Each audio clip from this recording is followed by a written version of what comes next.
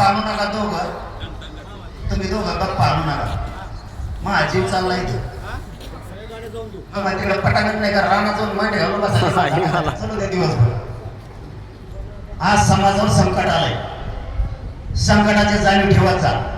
कालपासून रात्रीची माहिती आहे, मराठ्यावर अन्याय झालाय आणि खरोखर जरंगे पाटलांनी सिद्ध मराठ्यांना करून दाखवला पत्र देऊ म्हणून रात्रीपासून त्यांनी एक उलटा डाव सुरू केला. आपल्या चाललेल्या ह्या बैठका या देवेंद्र फडणवीसला पळून काढायचा हल्ला करू नसता माझ्यावर हल्ला करायला लावायचा, नसता याला अटक करा मला आणि अटक तू फक्त पुढं ये मग तुला सांगतो मी काय आणि तुला मग कळ मराठ्यांचं रक्त किती विचित्र आहे. नवीन डाव असतो, नवीन डाव टाकतो. कुणबी प्रमाणपत्र रद्द केले, ज्याची व्हॅलिडिटी झाली त्याचं 52 कोळ्यांनी पत्र देऊन सांगितलं मराठ्यांच्या नोंदी रद्द करा. भाजपमधल्या मराठ्यांना लाला वाटत नाहीत का? भाजपमधल्या मराठ्यांना आमदाराला खासदाराला लाज वाटत नाही का? तुमच्या लेखी बघायचं वाटलं करायला आहे.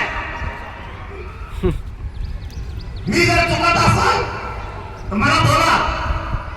52 कोळ्यांचं पत्र मी पुढे महाराष्ट्राला दिलंय.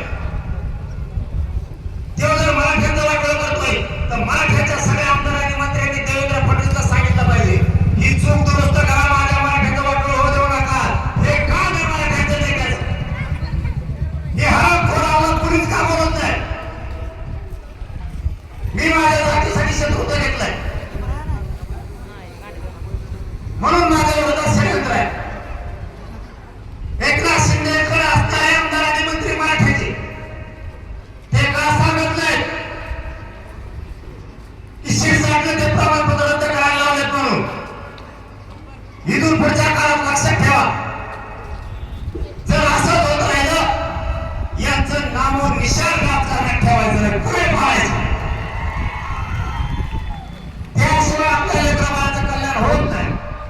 आणि तो कोणत्या पोलीस संपादितोय, कोणता हल्ला करतोय, त्याला फक्त एकदा येई म्हणा, मी वाट बघतो. तू फक्त ये. मराठ्यांनी घराच्या बाहेर पडा. जातीचा उपकार कधी विसरू नका. या जातीच्या लेकराबाळाच्या कल्याणासाठी 6 कोटी मराठा आता रस्त्यावर यायला सुरुवात करा. सगळ्या आपण लावल्यात गाठी भीती जाता जाता आता त्या व्हायला लागल्या सभा. त्याला मी तरी काय करू, कारण मी बोलत नाही खोटं. मी प्रामाणिक मराठ्याशी. मराठी घरी नाही झोपत, मराठी नाही शेतात जात आणि माझी तीच अपेक्षा आहे. कामं रोज एक दोन दिवस कामं पुढे नेलं आणि तुम्ही 2 दिवसाचा वेळ दिल्यामुळं माझ्या समाजाच्या लेकराचं कल्याण होणार असलं तर 100% काम म्हणून लेकरासाठी रस्त्यावर या.